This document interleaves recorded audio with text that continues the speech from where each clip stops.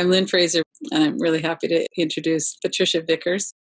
She works with the First Nations Health Authority in Vancouver Island, British Columbia. And she's done the somatic experiencing training through Peter Levine's organization. She's developed 2 trauma training programs as a clinical therapist. And Patricia, why don't you go ahead and just start by introducing yourself and talking a little bit about what it is that you do and how you see your role and what it is that you do around healing trauma and addictions in particular. I completed a PhD. That was quite the feat.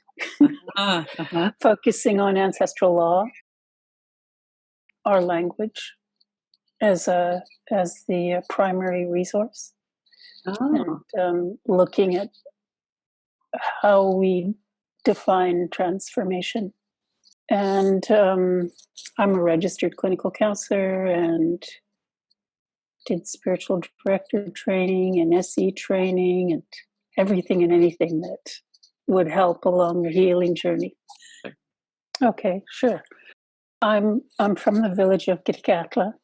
My father was from the Killer Whale clan, and he was his mother was from Kitkatla. His father Hiltzik from Bella Bella.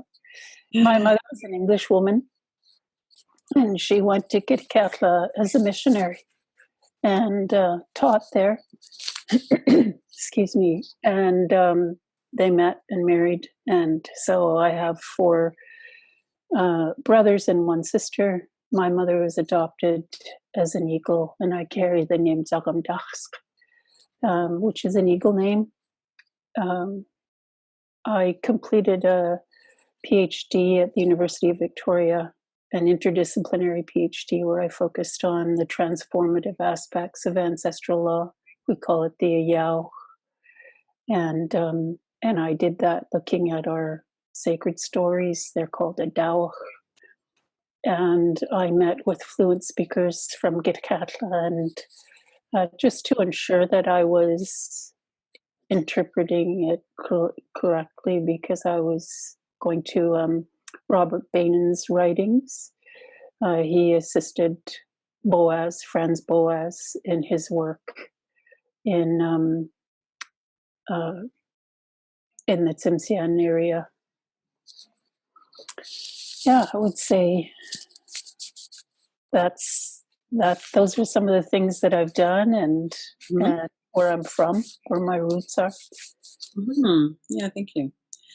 What is the First Nations Health Authority? Can you kind of situate that in the Canadian medical system and what it is that you do with them? Yes, so it's the only health organization in Canada where the First Nations chiefs from all of the communities in BC agreed to create the First Nations Health Authority, and in partnership with the province and the federal government. So before that, we were all under federal health. And so now it's with the First Nations Health Authority where we're determining our own direction for what health and wellness means. So I'm in one of the departments. I'm in mental health and wellness. So there are other departments as well that are about health and well-being and community. So environment, housing, all of the medical issues, so hospitals and primary care and health nurses in our communities, our remote communities. Mm-hmm. All of that is covered by, and dental, covered by First Nations Health Authority now. Oh, okay. And that's just in British Columbia? Yes. Right. It's a tripartite agreement. Okay. So what kind of, what difference has it made? Why was it set up, I guess, in part? Although that might be a little bit of an obvious answer to that. But what kinds of issues are being helped by having that council, that health authority? I think one of the significant ones is collectively what we're doing is a self-inquiry. It's a very young organization, So we're having a look at where we've come from and how that's impacted us and conditioned us, and where we are now. And in mental health, which is the area that I'm in, what is it that we need to heal? What are the people saying? What have they been saying? What are they continuing to say? And how do we meet that need? Which is really different to what it was before. We're actually in the communities. Right. So it's not a top down, this is what we're delivering. Right. And we have 5 regions, and each region has an executive director and a mental health and wellness team. So really, my position is there to serve the 5 regions, and mainly the communities and what the communities ask for. Okay. And so let's talk about residential schools, because that's something that is unique to Indigenous people in Canada. I know it's happened in other places as well, but there's a unique set of trauma that's happened with colonization and with the residential schools in particular. Can you outline that for people who aren't very familiar with that?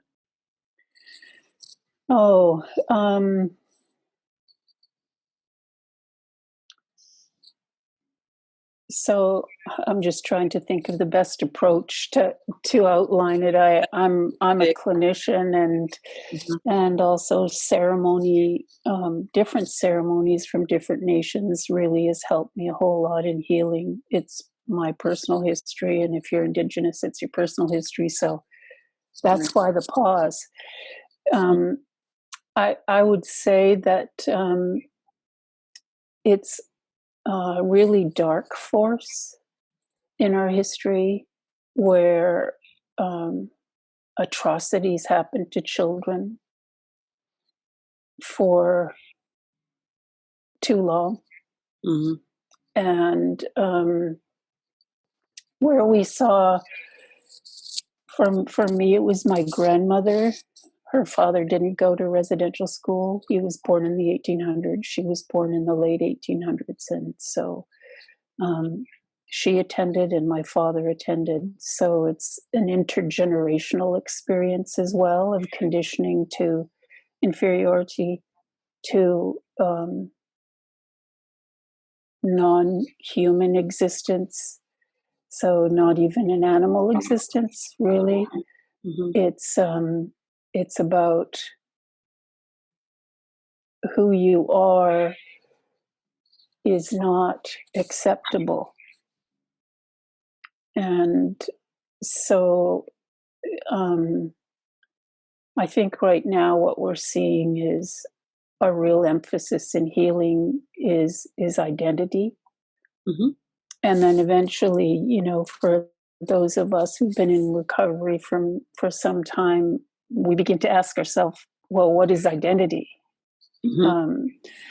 So I would say that if we look at fight, flight, freeze, we've been in a state of collapse for some time, which is lower than the freeze state.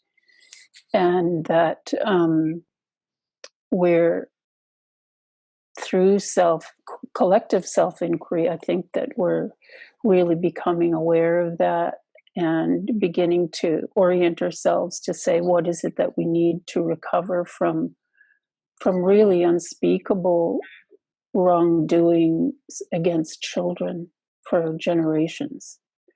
So, and the atrocities include physical violence and starvation and experimentation. It also included death, where children were buried in unmarked graves. It includes a history of a male and a female, either child being raped over and over again by different people who are in authority, different positions of authority within an institution. So we have intergenerational institutionalized, people who have been institutionalized. Right. And that institution really is about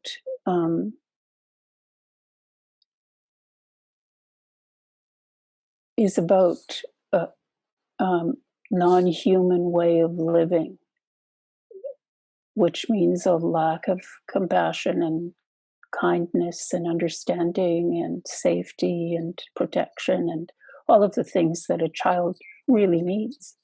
Mm-hmm. Mm-hmm. And the intergenerational movement of that through families as well. Yes. We understand when a parent is so traumatized that it's not possible for the child to have a secure experience as a child either. Well, and as a child, I didn't understand that really, Right. And as children, we don't. We don't understand why our one parent's absent and the other parent is sexualizing you. Right. There's no way of understanding that. You just know that something's gone wrong, Right. and that it's a dark presence. Now I see, oh, well, it wasn't only with my father, it was a presence that went back a number of generations. Right. Yeah, and that's why it was so dark. Mm-hmm. Yeah. Mm-hmm. And there are so many people who are living in that existence today. Right. Or else they've committed suicide, or else they're on alcohol or drugs in order to live, really. Mm-hmm. Yeah. It's really difficult to be present with something that dark and painful. Yeah. But we have to be, and this is where our unity in love and compassion and all that our ancestral principles hold for us, the teachings and the sacred stories and the songs, as well as other religious practices, because we're a part of a larger world. And Right. so the commonalities really that bring us together, we need each other to do this, whether it's myself and my siblings, or myself and my friends who have their own religious practices, or or as a professional to be working with the province and the services that they have. It's really important for us to be united because it is so dark. Right. Yes. Yeah. So, can you talk a little bit about your own healing journey? I know you're an artist too, and Yes. what part does that play? Well, I grew up actually watching my older brother, who's I'd call him a traditional Northwest Coast artist. So I was fortunate to watch him as he moved along. I was in my teens, but also my grandparents were a really big part of my childhood. My father's parents, they would come and live with us during the winter months, and that's when I heard Somatic being spoken, and they told stories. And my grandfather in particular really knew how to laugh, and his humor was usually about crazy things that he'd done, or dumb things, or stupid things. So he laughed at himself, and he wove it all together in a way that was really a teaching that caused you to relax as you were listening, and not really knowing that you were learning something that you would recall much, much later on. So I would say all of that is influenced a need to find a way to express the goodness and the healing and what healing is, because often words fail us. And so that's where I find it's really helpful to have a medium or a number of different mediums where I can express the healing that I'm going through today. And to have it connect to my siblings and my ancestors is, when that happens, it feels like magic. Mm-hmm. Yeah. So did you draw and paint and create art from a very early age?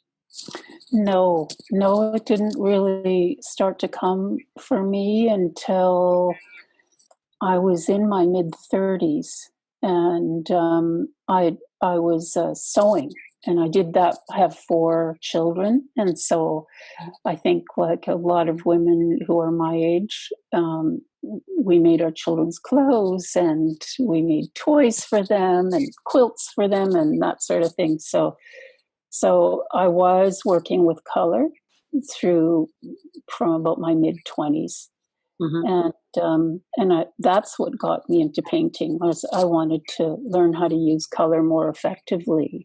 And I took a watercolor class with Leslie Barnwell, an artist in the Kispiox Valley, and I just, wow. Cool. I really liked it. So that was the late 80s. So I've been painting since then. Wow. It helps me a lot. Yeah. Right. So there's there's the cognitive mind and the understanding we need to have, and then there's the creative process and our body. What drew you to do the somatic experiencing training? I have dissociative amnesia, and it was through EMDR, and in my mid-30s at the Meadows, it was inner child work that connected me with the experience of incest with my father. And I didn't actually trust it because I thought, well, how do I know that that's true? But my body was telling me that it was true, and in my mind, I couldn't actually accept it. So for quite some time, I knew that I was struggling. And in 2007, when I found out I had dissociative amnesia, I thought, I need to approach this from the body. And so I took, I started the training, and I searched. I was working as a clinician with Vancouver Coastal Health Authority at the time. And I needed some other way to work with the Indigenous clients that I was working with, because I found CBT just wasn't enough, nor was the inner child, the altered state of consciousness work. I needed something else. And so I began the SE training in 2010. And the brain, the beginner's one, I found was fascinating. And so the more I took, the more I began to understand myself. And it was incredibly valuable. It was a challenge for me because I found the language was similar to that in university, where you have domination language that people generally aren't aware of. You're just conditioned into it. For example, the therapist is the expert. Right. And I'm going to create space when space is something that exists and we enter into it like a sacred ceremony. The sweat lodge holder or the MC at the feast doesn't create the space. It already exists and we enter into it. So just things like that, of seeing relationships and seeing the world, I was discovering through taking the training there that I thought differently. And so I began to get curious about how I was conditioned to think. And so that reconnected me to the doctoral studies. I just kept coming back to what the fluent speakers had taught me and what I learned through that study. it was coming alive. I completed in 2008. Okay. It was a long journey. And then, the practice and the life of it coming, waking up inside of you. So I think that SC was really, really good training because it brought me to the neuroscience of PTSD. Right. Yeah.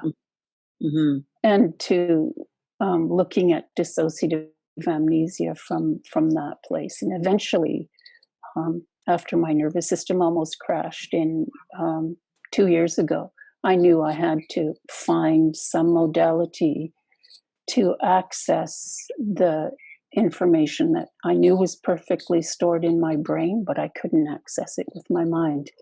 And I had colleagues, psychologists, Ulrich Lanius, Ruth Lanius' brother, and Stephen Milstein. They're two psychologists here in Vancouver.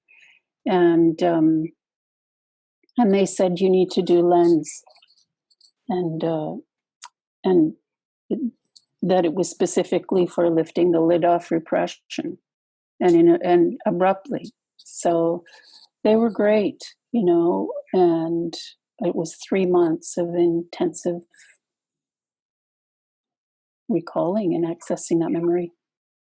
Oh, so dissociative amnesia. Can you just say a little bit about what that is? Sure, because a child is raped so many times, they're leaving I left my body so many times that eventually what the brain did was just didn't allow access. It's a thing that the brain does all on its own. It's an involuntary response to an intolerable reality. Right. So it's protective. Yes. Yeah. Right. Yeah. And then when it became important for you to access those memories, did they come forward?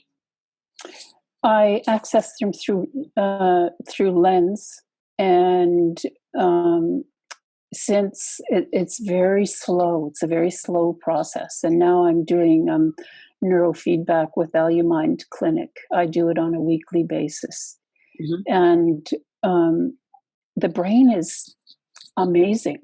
Yeah. It is absolutely amazing. And I think that, when you were talking about me painting, that we're looking for a way to integrate it. If you look at Dan Siegel's work, he talks a lot about how important that integration is, because that's where acceptance is and peace is.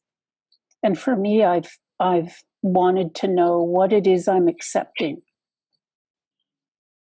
And so when you have dissociative amnesia, you just really have your body in the moment to converse with. Right.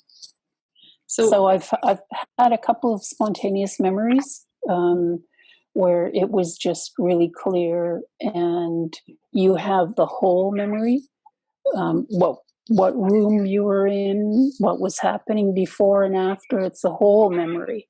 Oh. Whereas when the brain is being bombarded with this low emission, really, so that it won't do what it normally does, and that's deny access. And I had access to memory. It was like, I want to say it was like a foot impression in the sand, where there was this memory, and I was saying the memories as they were coming. But I noticed after about 3 months of doing this that I had no emotion. Oh. And so Steve said, well, that's because you're dissociated. And that's why you have no physiological response as well. It's because you're dissociated. So this time when we hook you up, be open to what your emotions are and be fully in your body as you go in. Wow. It's amazing. I would call that intention, Right, right, So how powerful intention is, because it allows us to be present. right. So I'm curious about others who have dissociative amnesia, because I haven't met anyone where I could have this conversation with, Mm-hmm. and they know what I'm talking about, Right, and we right. can talk about what it's like to live with it and what we're doing to heal. Mm-hmm. I think we need more networks like this Right. one that you're creating, for Yes. healing and wellness. Mm-hmm. Mm-hmm. And really go deeply into the trauma and healing of the trauma and how that works in our body, and really Yes. all the way through. Yeah. Yeah. Knowing the truth, living in reality, not illusion. Yeah. Right. Right. So the work that you've been doing to heal in your own body. So this has been happening the last few years, but before that you did the somatic experiencing training. Yes. And I found that with the dissociative amnesia, it didn't do what I needed. Ah, I see. Yeah. Yeah. Right. So your brain was still protecting you from Yes. really being fully in your body or fully feeling the emotions. The emotions were there, Okay. in relationships, um, and so was presence. It's the relationship with the past, with memory. Ah, okay. Yeah. Right. Right. Mm. What a loss too, that it's wonderful that the brain steps in to protect us. And what a loss that so much of the life isn't remembered. Yeah. Well, I have memory in other areas of Yeah. childhood. Yeah. Yeah. But not that. For example, I remember when I was 5 and we were living in Hazelton, it's Gibson territory, and I recall I could go anywhere. I could roam anywhere. And we were in a rural area. Mm-hmm. And one of my favorite places to go to is I'd walk to the stream, which wasn't very far away, maybe a couple of 100 meters, and down a dirt road. Mm-hmm. And then I'd walk beside the stream bed to the beaver pond. Ah. Mm-hmm. And in the summertime, the smell there was incredibly sweet. Mm-hmm. And the sun shining through the alder and birch trees was, Mm-hmm. yeah, it was a beautiful green canopy. Mm-hmm. So I have those memories. I have memories of catching a bumblebee with my hands. Oh. And what happens when you do that? Yeah, you probably got stung. Yeah, I did. Yeah. Yeah, so picking chocolate lilies for my mother for Mother's Day. Uh, So a lot in nature. right. Right. Yeah. And now I know why I have those memories, because I needed those times in order to really live and to know what to be in my body. Right. And nature has some true beauty. Mm-hmm. Yeah. Lessons too in the wintertime when you get cold, Yeah. Yeah. That reality thing again. Right. Yeah. Yeah. So, can you describe a little bit about the trauma programs that you've developed? What are some of the elements of that? Yes, there are two at this point in time. One's a 3-week immersion program, and I consulted with Bessel van der Kolk and Gabor Mate for that, asking them what they thought the best elements for a training program would be. Mm-hmm. And Bessel said, what art therapy, anything that helps a person to be in their body experiencing, and they don't have to narrate it. So where we have no language for what it is we're experiencing. And then, of course, Gabor, when you look at his work in the realm of hungry ghosts and about a compassionate response to how people survive with trauma. Right. So we had art therapy, qigong, traditional brushing, and then there are two who are in their 70s who survived Indian residential school, and they're still fluent in Secwepemc, and they usually they open with a prayer song. They're both ceremonial people. And so we have, it is rooted and grounded in our ancestral teachings. But mainly what we're doing is we're focusing on the neurobiology of trauma. So the morning starts with a lecture and discussion around that. And then group therapy, so they have a chance to experience a somatic approach to therapy. And we also do empty chair work and other, let's say, altered state of consciousness practices or methods. And then art therapy ends the morning. People come in and they pull together what it was that they learned about themselves and others for the morning. And then we repeat the same thing for the afternoon. Right. And we've delivered that to 4 of 5 regions, and about 90% of the participants in their evaluation said that it helped with their healing and that it needs to continue and that they want more. They want level 2 of the training, and they want a training in sexual trauma. So they're, the participants are directing us. We take 16 and no more. That's so we can have 8 per group with 2 therapists. And then there are 4 of us who are Indigenous. The three men who are facilitators as well, and bring their traditional knowledge and experience to the program. So we do that one. It's 3 weeks, 1 week on, 1 week off. So the participants get a chance to work their methods and what they've learned with their clients. And then they come back in week 2, and then they have questions, and this is working, and I appreciated this. And so they said, this is the model that you need to keep, because we get a chance to practice and then come back. Right. And then I developed a 3-day brief trauma training. And that one is like the 3-week, but there's no therapy. And we cover the neurobiology, actually nonviolent communication on day 1.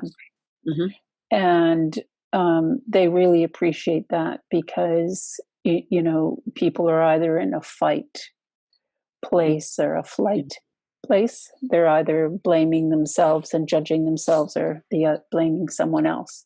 Right. So it's an opportunity to move out of that and learn how to communicate from a different place, from our authentic place, really, place of understanding and compassion. And then days 2 and 3, we're covering the neurobiology and focusing on intergenerational trauma through Indian residential school. And traditional song and prayers in the language are all a part of that.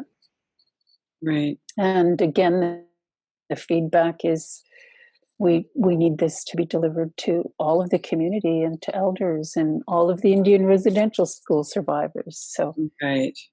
Yes. So, oh gosh, there's so much in there.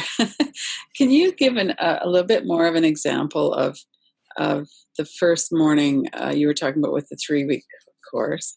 You were talking about the different elements of that. So there's some basic education around neurobiology. Yes. And then what can you just expand a little bit more on what happens after that?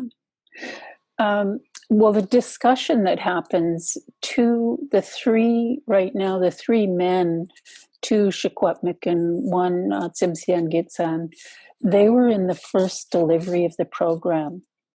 And so now they're facilitators. Mm-hmm. And we've been revising the program as we move along. And as we study research, and names that I'm hearing now, or I get referred to different people. So revisions have happened, and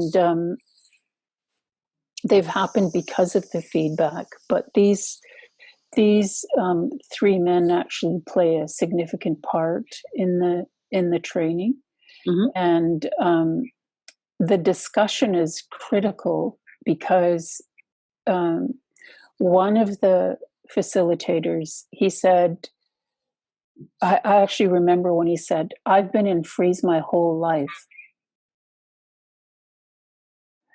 And I see it's because I went to residential school, and that's where I first started to live life in freeze. Yeah. And he said, "I'm thawing out." And I'll never forget the look in his eyes, of life. And not anger and rage, just awakening to life and all that life has. No regret, just being in that moment. So I think that the dialogue is really, really critical in the when we're going over the neurobiology, because for me, I see it's important as I gained an understanding of the brain, and that it was an involuntary response to horror. Right. I said, "Oh, it's not because I'm dumb." Yes. It takes or stupid. Yeah. I'm not an idiot. Right. Yeah. And it's because of what happened to me. Yeah. And my brain and my body and my mind just did what they needed to do to survive. Yeah. And you did survive. Yes. Yeah. Yeah. Yeah. So that's why it's important to cover that in the training, is we get to witness people waking up to that truth. Right. And it's beautiful. It's not because, we're stupid Indians or we're insignificant as Indians. That's what we were called when I was a child. Indians. Indians, yeah. Right. So so that's a really important part. And then the rest of the day really is individuals exploring what that means for them. And learning how to be compassionate with themselves. So how does that work? I know that's a big struggle for people, self-compassion. We talk ourselves about how we self-sabotage as facilitators, our own struggles with addiction, and understanding that struggle. So it's not as though we're experts and we've arrived. We're all on this healing pathway together, and we're all learning and growing as we move along. And I think that helps to remember that. It's also our traditional teaching, one heart, one mind. Yeah. And I think it's coming back to that, to our traditional teachings as well, that being unkind to ourselves really isn't following our principles and values. Right. It's simply following what we've come to believe about who we are. Right. As individuals and as a people. I think that is one of the extra layers here that isn't necessarily the situation for, a white child who's experienced a lot of trauma. That you have that, the whole culture and the discrimination and the stereotypes and how harmful they are. And then as well as the residential schools and the horror. Right. Yeah. And foster care. We've had a number of people who were in foster care in the 60s when the residential school was closed down, then it shifted over to apprehensions. Right. So we've had people find themselves and their ancestors in the training program. And that's amazing to witness because I wasn't fostered. And so I get to experience that reality through other people. Right. Mm-hmm. Yeah. Yeah. So there is that. And we can't forget about that, as well as whole communities being relocated because a dam was being built, or because there were resources on the land, or because the federal government didn't want the expense of servicing them. And so they were forced to move. So, we have really, we're beginning to look at them now coming out of collective freeze, and we're beginning to understand how this history has impacted us. Right. And that's a good thing. It's a good thing to do, to be present with that. Yeah. Is there a lot of anger that comes out with that? I think there has been for the last 25 or 30 years. And I would say through ceremony, through traditional ceremony and ancestral principles and teachings, which are all essentially about the spirit world of compassion, learning what love truly is, what safety truly is, I think that that's what's helping us to shift. And we need to shift the shape of our present reality. Anger's, the gift of anger is strength, and it helps for a while. But when it begins to move to blame and resentment, right, it's time to own that, and to look to our spiritual teachings to how to move. Right. So you have a high rate of incarceration as well. And then people come back to the communities from all kinds of situations. Maybe they're in the cities and they come back to smaller communities. Or what's it like for people individually and as well for the community to kind of reintegrate as people come home? Well, I can look at my family. So my father was he was in jail a couple of Christmases for drink. He was drunk while he was driving, and then because I reported him to the police when I found out he was sexually abusing my daughters. So he was incarcerated then and really got no help. He was in a penitentiary for sex offenders, and really there was nothing for him. Right. And so I think that we're the ones that have to make the change, and the change that needs to happen is that essential understanding of the neurobiology of trauma, really. And I'm so grateful for what's happening in neuroscience. It's tremendous. And I think when we have an understanding of involuntary response, then we can begin to be conscious about making choices.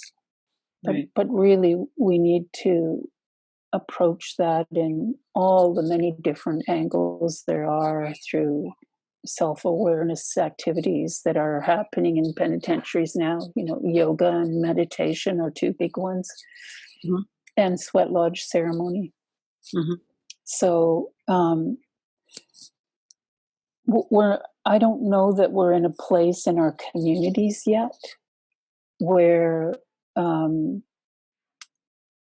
it's about returning and there being a process for when somebody returns, where they and there is a process. It's a feast where they're responsible and accountable for their behavior. It's a cleansing feast from where I'm from. Mm-hmm. I think the one that comes closest to it might be Hollow Water in northern Manitoba, where they took responsibility for their behaviors in families. And really, they're the only community that I know of that that confronted incest. Oh. And because sexual abuse had been normalized, and I would say they're the leading community in the nation. Mm. And they had a process for reintegration. Mm-hmm. So we already have how to do it in our culture. Right. It's that, when your brain has been changed by intergenerational trauma, really that's where we need to be focusing most of our attention. And for some time, it's been economic development. Yeah. And, money doesn't heal. It can help get access to great services, but Right. yeah. Right. Yeah. So it's more helping people to understand and to heal the damage, the neurological damage, as well as the emotional and Spiritual, yeah, the soul harm, yeah, to the Right. collective soul, really. Mm-hmm. Yeah, and I think that we're awaking to that fact. But when we move out of this decolonization stage, I think that then we're going to be really questioning, in a good way, it's my prayer, in a good way, how to stand up and be in relationship with, without blaming or judging or criticizing, but just because we are. And because we can't change the past. Right. None of us can. We just have to look at good and bad medicine and to know that a curse cannot be reversed. Mm-hmm. It can only be transformed. Mm-hmm. And that's a spiritual act. So when we look at the language that's being used today, I think we're still in the anger stage, Right. collectively. Yeah. Mm-hmm. And it's hard to work with that because it feels like the anger is so justified. There's been such great harm done, and yet the anger isn't necessarily. Anger can be really helpful and can be really toxic. So Right. it's difficult to work with. Right. We need it just to make right whatever is wrong, Mm-hmm. and then it's done its work. Right. So And then we let it go and we move on. Right. Yeah. So when I'm continuously going into anger, then what am I really experiencing here? Oh, this is resentment, or oh, this is hatred. Mm-hmm. So that's my experience with anger. And really, I didn't know the difference between anger and rage when I was in my mid-30s. Mm-hmm. I thought rage was anger. Mm-hmm. It took some time at the Meadows to learn, oh, you mean anger's something good? Right. It's not going to Really? burn the whole place down. Yeah. Yeah. Right. Well, and then with so many people in freeze or dissociating, then anger can be a catalyst to wake up too and come back to life. Right. It's the fight response. Mm-hmm. Right. Or flight, Mm-hmm. whatever I need to do in the moment. Right. But what we need to do is let those impulses pass through what I need to do, so I can be present to say, what is it that needs to be done or said here? Or how do I hold silence as I'm with this? Uh-huh. Mm-hmm. Yeah. Right. And I would say it's really only ceremony and prayer that has helped me to get here. Neurofeedback has been amazing. Mm-hmm. The SE training has been great. Going through the Meadows program was wonderful, Mm-hmm. But then it all comes down to me, doesn't it? Yeah. I'm the one that's got to do it. Right. I'm the And one that has to choose life. yeah. And having people to do that in community with Yes. really makes it a lot more possible. And Yes. yeah. Yeah, it's critical.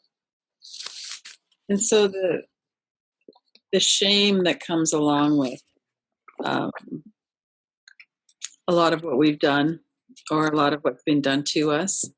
Is there anything that you would say about that? How you work with releasing shame? I think first it's to have the awareness that I'm in it, and then a willingness to understand and to explore, to let it lead me Mm-hmm. to what it is I need to know. And once it's taken me there, then what's my responsibility? How am I to be accountable? Mm-hmm. Is this mine? Is this my shame? Or is this intergenerational shame? Is this the shame that society has put on me? Mm-hmm. Yeah, this is about the inquiry that needs to happen, and really not so much with the limitation of my small mind, but from my heart, with a desire and an intention to become a more loving and kind person, to live, Right. and to live well and peacefully. Mm-hmm. So I as a therapist and in my own life, that's essentially the pathway, and then to see how often it reoccurs. And so instead of going, oh, I didn't do it right, or here it is again, or it's okay.